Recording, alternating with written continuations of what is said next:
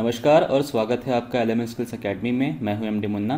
इस वक्त आप स्क्रीन पे देख रहे हैं कि मैंने जीमेल ओपन किया हुआ है और यहाँ पर मेरे सामने एक कैलेंडर ओपन है जहाँ पर मैं डेट एंड टाइम सेलेक्ट कर सकता हूँ और अपने ईमेल को शेड्यूल कर सकता हूँ।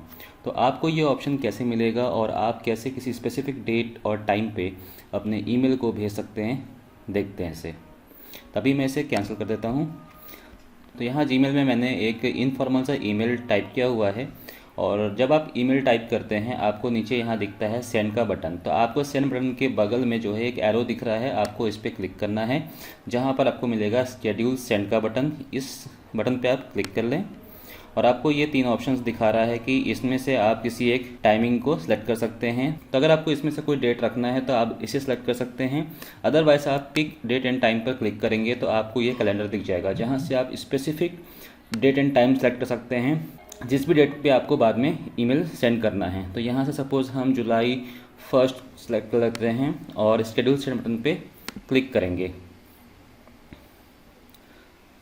तो स्केड्यूल हो चुका है हमारा। ईमेल कैसे कंफर्म होगा, आपको जो है लेफ़्ट साइड में यहाँ पर स्केड्यूल्ड का एक सेक्शन दिखेगा। जैसे हमें इनबॉक्स दिखता है, सेंट मैसेजेस का सेक्शन दिखता है, वैसे ही स्केड्यूल का सेक्शन आ जाएगा।